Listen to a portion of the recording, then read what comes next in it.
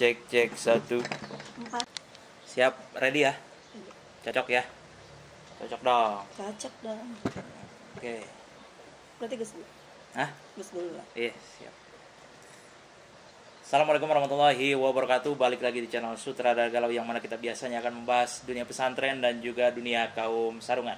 Kali ini di kesempatan tanggal 22 Oktober yang bertepatan dengan Hari Santri, kita dari tim Sutradara Galau. Sebenarnya saya nggak punya tim, tapi ya nggak apa-apa, biar ada keren ya. Jadi kita dari Sutradara Galau kedatangan tamu istimewa, yaitu Teh Desi. Terima kasih. Halo, assalamualaikum warahmatullahi wabarakatuh. Waalaikumsalam. Gimana, sehat Gus? Harusnya saya yang nanya. Aduh, Teh Desi, gimana kabarnya, sehat? Alhamdulillah. Alhamdulillah. Ini kita udah merencanakan berbagai macam rencana yang sebenarnya udah dari kapan tahu kita pengen bikin podcast, kita pengen ngobrol-ngobrol. Aku tuh di sini pengen ngedengerin curhatan Teh Desi. Aku pengen begitulah. Pokoknya kita khususkan waktu ini untuk Teh Desi. Spesial banget Spesial ya Gus. banget. Subhanallah. Iya. Gimana Gus? Gitu. Jadi Teh Desi, gimana kabarnya, sehat ya? Alhamdulillah sehat Gus. Kesibukannya apa aja belakangan ini? Ya, sibuk urusan begitu-begitu aja. Ya, selain ngampus, nyelesain tugas akhir juga kan udah pasti ya kerja ya. Abdi negara. Bener. Jadi perlu diceritain gini, gimana awal mula kita ketemu nih? Awal mula, boleh. Awal mula kita ketemu tuh kalau nggak salah Batsul Matsail. Bahsul Masail ya. Batsul Matsail. Waktu itu ada kegiatan Bahsul Masail di Zawiyah Raudhoh. Yang ngadain Bahsul Masail itu Jatman ya. Jatman. Sebenarnya saya juga rada heran kenapa Jatman itu sampai ngadain Bahsul Masail ya. Harusnya LBM aja udah, nggak usah Bahsul Jatman, nggak usah ikut-ikutan Bahsul Masail. Tapi itu awal mula kita ketemu ya. Iya, gara-gara itu ya. Iya, awal mula kita ketemu. Itu motivasi Teh Desi pengen ikut kegiatan Bahsul Masail itu ngapain sih? Itu emang dulu tuh hobi kali ya. Hobi. Dulu emang waktu zaman-zaman masih mahasiswa S1 gitu. Terus juga waktu di pondokan emang sering ya. Jadi kayaknya seneng aja gitu kalau ikut kegiatan itu, ngasah-ngasah tuh, bertukar pikiran lah ya. Seperti itu kan. Jadi ketika ada itu, kayak lagi ngulas masa lalu nih. Ngulas masa lalu nih. Jadi ya udah, dan jadi pertemuan itu takdir Tuhan. Iya, gitu, benar. Insya Allah. Ini nggak nyangka, saya sendiri masih nggak nyangka di tempat saya yang sederhana ini bisa dikunjungi oleh Teh Desi di sini. Sekali lagi saya mengucapkan terima kasih. Teh Desi sudah mau hadir di tempat yang sederhana ini. Ini justru saya terima kasih banget sudah diundang, tempatnya istimewa, Ibnu Akil 2 TOP BGT. Tempat healing banget. Jadi kalau mau nuntut ilmu, terus tempatnya sejuk, alami, dan ilmu bermanfaat ya. Sebenarnya Ibnu Akil 2 deh. Tempatnya emang recommended banget. Insya Allah. Ya, buat yang biasa hidup di perkotaan dengan penat, itu kesini tuh healing terbaik. Healing terbaik sambil zikir kayaknya. Oke, tadi kan kita udah ngebahas awal mula kita ketemu ya tadi sih ya, gara-gara Bahsul Masail. Tapi sebelum kita ketemu juga aku sering maksudnya sering dapat ada obrolan anak Rumi seputar Teh Desi gitu. Jadi gimana? Lutfi, sebenarnya ini gara-gara Lutfi juga. Ada tim promotor ternyata. Tim promotor ya. Gimana katanya? Ya, jadi Lutfi itu ngomong kalau di Rumi itu ada salah satu jamaah Rumi yang dia itu perempuan, tapi perempuannya bawel, cerewet gitu, tapi orangnya asik gitu. Namanya Teh Desi. Udah, maksudnya saya nggak nanggepinnya biasa aja, tapi nggak nyangka maksudnya bisa ketemu dan bisa seakrab sampai sekarang ini. Iya. Ada frekuensi yang sama gitu. Iya, betul, karena kita sama-sama komunikasi. Betul. Tapi ngomongin masalah komunikasi, Teh Desi bener ini S1-nya ngambil jurusan komunikasi. Sama, S1 linear jadinya. Pas S2 juga sama. Salah satu motivasi alasan kenapa bisa nyasar ke jurusan komunikasi itu gimana? Disasarin sama orang tua. Sebenarnya awal mulanya itu saya tuh masuknya di Dirasah Islamiyah. PAI. DI, Dirasah DI. Islamiyah. Iya. itu biasanya hubungan Timur Tengah ya kalau nggak salah ya, di UIN tuh. Dulu saya PMDK kan, lulusnya itu dimasukin sama guru, entah mengapa disasarin sama orang tua yang tahunya lagi keren tuh komunikasi saat itu. Wartawan itu dan media itu adalah tren terkini lah, paling lagi ini. Dan mama saya itu termasuk orang yang ngikutin perkembangan ya, orang tua yang ngikutin perkembangan, dia motivator saya. Saya biarpun diarahin sama guru saya buat dirasa Islamiyah dan ikut PMDK udah lulus, malah kan suruh ngikut UMPTN, ngikut komunikasi. Mama saya lebih condong ke situ. Kakak kamu juga di jurnalis, kamu di komunikasi, bukunya biar sama katanya. Bukunya biar sama alasannya. Padahal dulu pendiam kan, kan anak pondok pendiam. Masih aduh dulu kan ya udah nurut-nurut aja ya sama orang tua, kagak ngerti ya udah ngikut. Iya gitu. Karena mungkin agak-agak rewel tuh ikut komunikasi. Kalau komunikasi nggak ngomong tuh bukan orang komunikasi kali ya. Iya betul. Gitu mungkin gitu kali ya barokahnya. Biarpun orang tua ini ya ikutin aja sih, kita mah kita nggak ngerti ya. Dan akhirnya ngambil S2 ya. Tadinya mau jurusan lain, tapi disarankan beberapa senior untuk linear. Kalaupun nanti setelah linear pengen ngambil jurusan lain yang kamu suka, kamu minimal udah linear dulu, habiskan itu gitu. Ya, saya mengikuti sarannya untuk mengambil linear dulu. Saya masih senang sekolah sih, Gus. Masih senang sekolah. Masih senang belajar gitu. Masih senang belajar. Walaupun banyak sambilnya sebenarnya. Iya, banyak sambilnya yang sebenarnya tuntutan kewajiban ya. Kalaupun diwajiban buat sekolah, saya lebih senang sekolah gitu dan belajar gitu.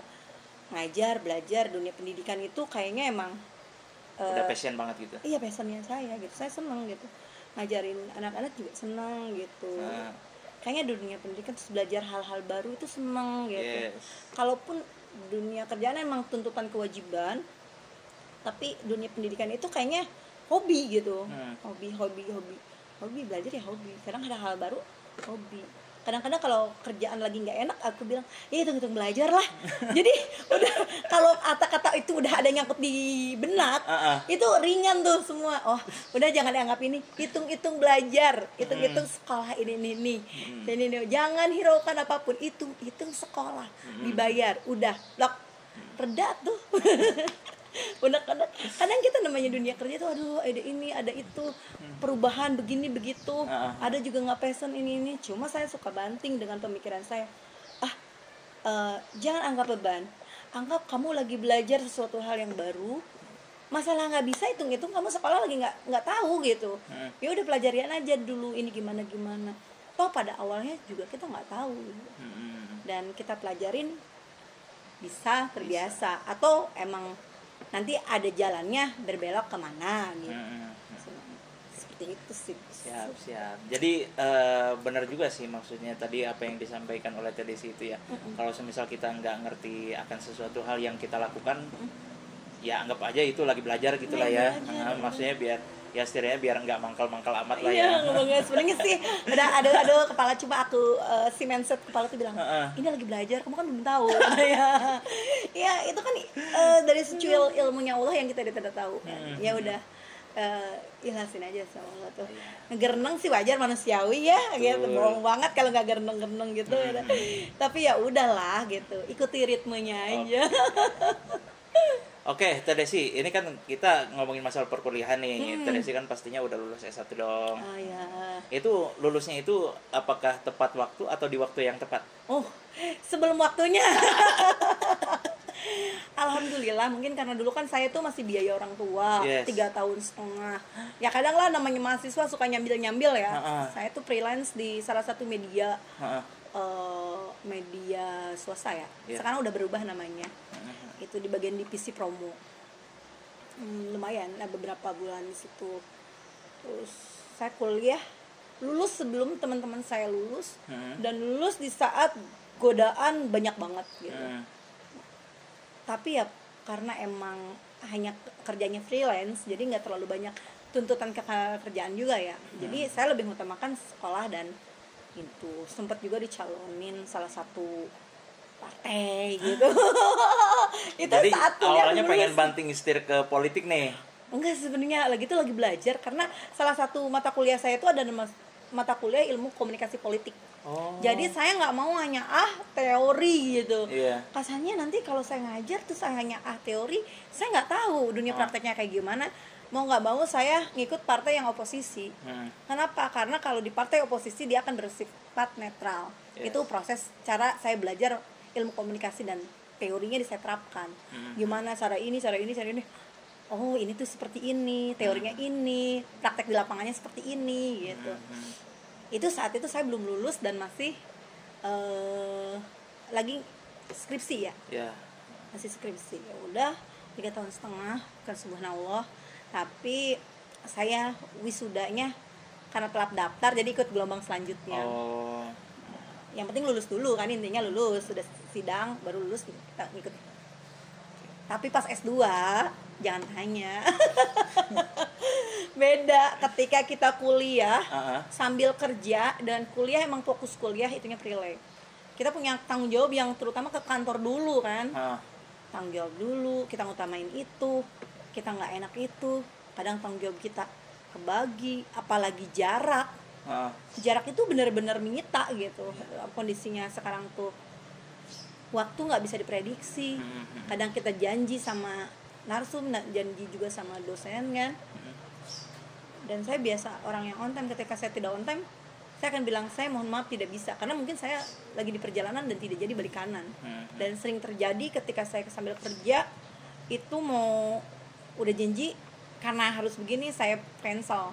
Buat bimbingan saya cancel. Seperti itu sih. Oke. Ngomongin masalah kuliah juga nih. Tadi sih pastinya masih inget dong masa-masa waktu masih jadi masih jadi maba. Ya. Masih. Tahapan-tahapan mahasiswa itu kalau menurut Tedesi gimana tuh? Kalau saya pandang sendiri ya, contoh karena saya udah semester 5 nih. Kalau ngelihat anak-anak semester 1 tuh kayaknya masih ceria banget, masih kayak menggandrungi banget. Oh, kayaknya ini dunia kuliah, jadi mereka tuh masih senang-senangnya gitu. Tapi dalam hati kadang suka ngomong juga, ya belum ngerasain semester 5, belum ngerasain tugasnya. Nah, kayak gitu. Kalau Tedesi sendiri mandang anak-anak maba waktu masih semester 1 itu kayak gimana sih? Kalau aku yang di posisi di anak mabanya atau aku memandangnya? Posisi di mabanya. Posisi awalnya, di maba itu, fase-fasenya. Karena posisinya itu dari rumah ke kampus itu luar kota, subhanallah. Itu sangat menyiksa menurut saya, karena saya nggak mengalami perjalanan yang lumayan kan, kalau di Jakarta dengan naik umum yang berapa kali transport, dan transportasi dulu itu masih naik metro mini gitu. Dan kalau nggak mau naik metro mini itu 3 kali gitu. Itu udah energi habis di jalan. Dan saya tuh mau ke kantor ataupun mau ke sekolah itu jika menghabiskan terlalu banyak energi di jalan, saya udah kelelahan. Awal-awal jadi maba itu masih kelelahan. Dan alhamdulillah dibantu mungkin karena saya punya komunitas dulunya ya. Kakak senior itu ya ikutnya di sini dulu sebelum dapat asrama putri. Di salah satu itu ya, organisasi mahasiswa mungkin. Jadi tidur di situ.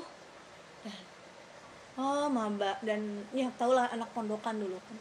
Masih terus ke ibu kota yang diem gitu. Terus lihat orang rame kayak saya hebohnya gitu. Ini orang rame banget sampai saya sempat pingsan itu gara-gara lihat teriakan teman saya. Pingsan karena kaget gitu. Ini orang berisik banget. Tapi sekarang menjadi orang paling berisik ya. Itu kesannya itu, kesan pertama itu adalah wow, ada orang berisik banget di fakultas ini. Wow, aku sampai pingsan. Dan sekarang jadi termasuk bagian dari orang paling berisik. Mungkin ada orang yang pingsan juga gara-gara saya. Aduh. Mungkin kaget ya. Kaget dulu karena lingkungan pondok yang takdim gitu, ya saminar, sedangkan di kampus tuh yang harus pergaulannya terus yang lumayan ngadepin masa transisi gitu, harus dari begini langsung begini. Kaget lah, lumayan kaget. Lambat laun ya menyesuaikan. Tapi ya itu, balik lagi untuk bisa cepat itu saya nggak bisa berkeloni dengan teman-teman saya, Karena kalau saya berkeloni dengan teman saya akan lulus bareng atau lulus molor. Jadi saya harus lepas dari teman-teman hanya sebatas main waktu-waktu tertentu. Saya harus ngebut karena tuntutan dari orang tua. Kamu kuliah ya? Ini harus sekian. Jadi saya punya target harus cepet. Udah gitu namanya prihatin tuh penting ya kayaknya. Prihatin kayak gimana? Prihatin ya, maksudnya kalau kita yang rata-rata temen yang orang tuanya fasilitasi ini itu sama ketika SD ini itu fasilitasi, itu agak lama ya buat ini, gampangin gitu. Tapi ketika kita prihatin, kita apa sendiri, itu sendiri, yang itu benar-benar nguras energi ya, sampai sakit gitu apa itu, karena kita memporsi apa tuh harus selesai. Ada plus minusnya sih. Buat kesehatan kita emang kurang bagus, tapi emang secara target terpenuhi. Tapi secara psikologi itu terlalu memaksakan ya. Karena ini udah emang harus waktunya ngebut, ya dikebutin bisa gitu. Tapi ada waktunya, emang kita tuh jangan terlalu memaksakan, udah kondisinya kayak gitu. Ntar udah parah, udah apa sendiri juga yang ngerasainnya. Ya tergantung menyikapinya sih sebenarnya. Kalau emang mau ngebut terus kitanya sehat sih nggak masalah. Tapi kalau ngebut terus kitanya sakit, ngedrop, akhirnya mending selesai. Terus kalau ngedrop sakitnya berkepanjangan kan, gitu kan, itu yang lebih ini. Betul. Nah, tadi kan diceritakan kalau TDC itu ketika menjadi masa-masa maba atau di masa kuliahan S1 ya, itu agak cukup memprihatinkan juga hidupnya ya. Tapi kenapa nggak mencoba mencari support system, kalau kata bahasa anak Jaksel zaman sekarangnya sih itu disebutnya support system kayak gitu. Tahu sendiri maksudnya support system dalam tanda kutip seperti itu. Dulu kan masih unyu-unyu ya. Nggak ada kepikiran buat ke sana. Support system kayaknya yang support sendiri ya. Kayak emang saya punya abang yang lumayan support ya. Terus punya organisasi yang support. Jadi ketika masa transisi itu organisasi yang narik. Terus ada hobi yang kumpul dengan komunitas orang-orang seni gitu, paduan suara. Pawon. Ikut-ikutan. Jadi kan healing gitu. Healingnya itu kan udah kadang-kadang orang healing jalan-jalan. Kita healingnya ya udah kumpul sama komunitas terus nyanyi bareng gitu ya. Tapi bener TDC ini bisa nyanyi? Enggak juga sih. Enggak. Aku pengen ngedengerin TDC nyanyi. Sebutin salah satu lagu yang mungkin TDC hafal apa. Kalau saya sih pasti ngasih sarannya Dewa 19 ya, lagu-lagu Dewa 19. Apa nih? Aduh, apa ya? Lupa, enggak deh. Aduh. Ya, dulu kan paduan suara udah lama nggak vokal. Jangan nanti kabur. Ditodong nyanyi lupa lah sih. Itu kan paduan suara. Jadi kalau paduan suara kan minimal kita tahu jenis suara kita kemana. Ketika kita tidak mengetahui suara nafasnya pendek, terus kita ngambil falset gitu. Terus kamu kurangin nafas, olahraga nafas gitu. Karena saya juga nggak terlalu rajin buat olahraga nafas ya, nafasnya kurang bagus buat nyanyi. Gitu, karena harus olahraga nafas begitu. Menurutnya teknik-tekniknya aja, karena seneng aja gitu ya. Ya udah, paling jadi backing vokal. Tapi ya lumayan lah, yang penting nggak semeraut buat didengar. Ada itunya. Gitu aja. Nah, tadi sudah dijelaskan juga kalau TDC itu ternyata untuk support sistemnya sendiri mungkin ngambilnya dari komunitas-komunitas ya. Maksudnya biar kita tetap semangat menjalani kuliah itu, saling menyemangati ya, berarti dari komunitas-komunitasnya itu. Tapi dari TDC sendiri pernah gak sih maksudnya berada di titik terendah dalam kehidupan kuliah itu pas lagi kapan? Ada. Pas kapan tuh kira-kira? Titik terendah itu ya pas ada guncangan dari luar ya. Jadi entah kenapa ya, namanya itu kuliah baik di S1 ataupun di S2 itu namanya di tugas akhir, ujiannya yang subhanallah yang aku rasakan waktu S1 di ujian yang paling berat ya, ujian masalah pribadi. Di S2 pun sama. Dan ya adalah yang nggak bisa diungkapkan gitu ketika masa-masa saya itu anak bangsa. Saya anak bangsa yang suka pendidikan, saya suka belajar. Dan negara pun mendukung tentang dunia pendidikan ya.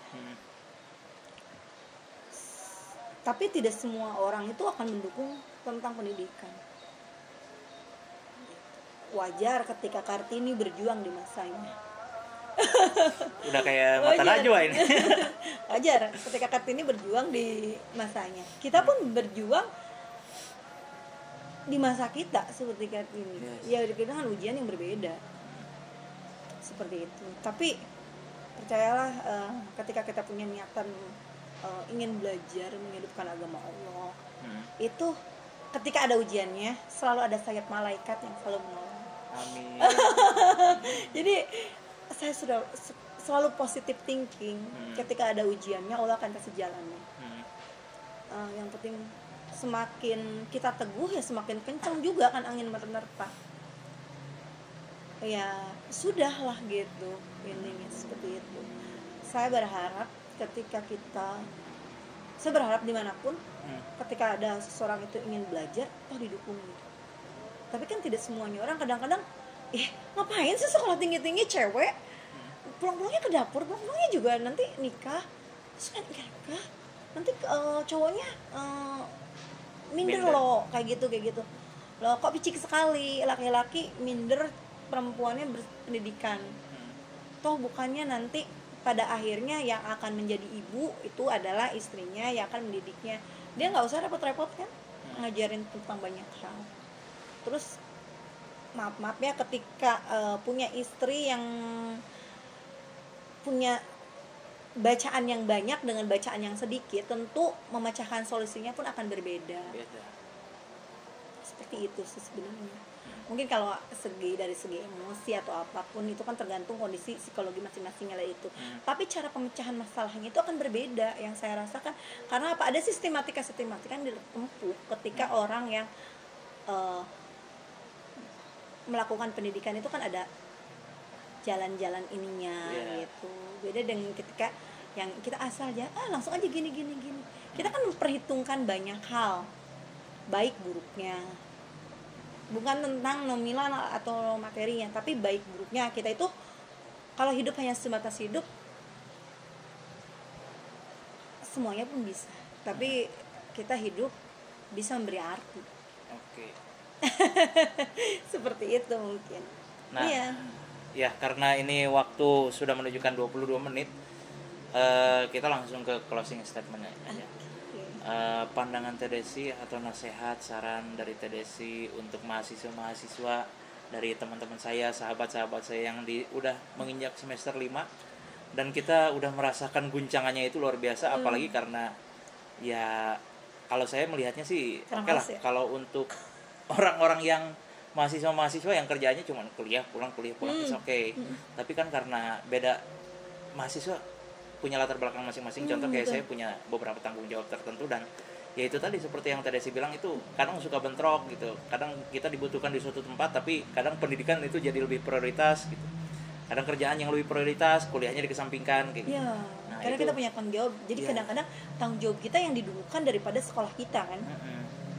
Kadang ya bawa aja sih sebenarnya kalau tugas-tugas kuliah menurut saya dari teman-teman gitu solusinya ya mudah-mudahan lingkungan sekitarnya atau lingkungan sebenarnya kan ada yang sambil organisasi nih, lingkungan organisasinya mendukung pendidikan. Karena apa? Mau nggak mau kalau ketika ada pendidikan itu ada cara gitu. Dia akan bawa materi pelajarannya, dia akan sempilkan di tugas organisasinya. Kalau di tempat kerjaan dia akan ilmu dia kuliah itu kan diterapkan dari cara-caranya harus gini. Kalau dia tidak menerapkan itu berarti ilmunya tidak diterapkan dalam dunia itu. Kenapa? Bisa jadi dia menutup jangan dibuka, ilmu mahal gitu. Tapi lagi-lagi ilmu itu penting gitu, belajar itu intinya pendidikan itu nomor utama lah. Karena kita nanti berorganisasi ilmunya akan mengupasnya dari pendidikan kita, dari apa yang kita pelajari. Intinya gitu. Jadi buat teman-teman yang sibuk tetap sempilin lah, bawa lah, minimal dibawa itu bukunya, bawa itu laptopnya, tugasnya tetap dibawa di handphone juga masih, sekarang kan dunia udah digital ya, dibawa tetap aku dibawa. Aku merasa tersindir.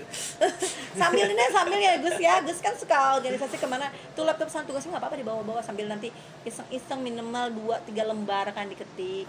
Benar. Sambil healing pun kadang-kadang kita kalau namanya malas aja ngetik, tapi saya belajar dari dulu ketika saya S1 yang ujiannya yang tidak bisa saya utarakan itu sampai saya harus bawa dan saya harus selesaikan, harus walaupun ya harus sakit dan sempat masuk rumah sakit karena memaksakan segala sesuatunya sih, tapi ya itu harinya selesai itu. Oh, terima kasih. Ya, itu intinya tugas akhir, dimanapun namanya tugas akhir itu ujiannya, Mbak. Mungkin ada yang teman saya itu ada yang orang tuanya diambil gitu. Kita mungkin ada yang apa yang kita inginkan diambil. Itu ada yang kekasihnya diambil. Drama. Tapi apa itu? Semua itu milik Tuhan, akan kembali sama Tuhan. Betul. Dan apa yang menjadi milik kita akan kembali pada waktunya. Dan stay tenang, tetap berjuang karena segala sesuatu juga Allah yang berkehendak. Kita hanya bisa berproses. Tapi Tuhan akan selalu melihat proses kita sebagai ladang amal ibadah. Amin, amin. Ya Allah. Tetap berproses, intinya tetap berproses sebagai ladang amal, dan ikhtiar tetap, hasil kita kembalikan sama Yang Maha Kuasa sebagai bentuk ujian kita.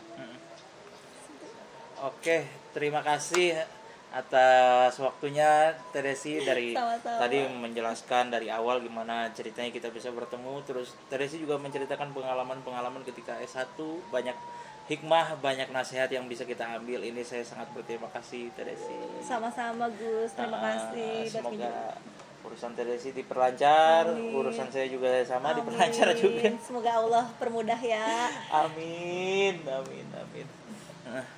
Mungkin itu aja Teh Desi yang bisa kami sampaikan karena waktu Teh Desi juga terbatas, waktu saya juga terbatas, dan kita juga makhluk yang sangat terbatas. Kita kembalikan Kepada Sang Khalik.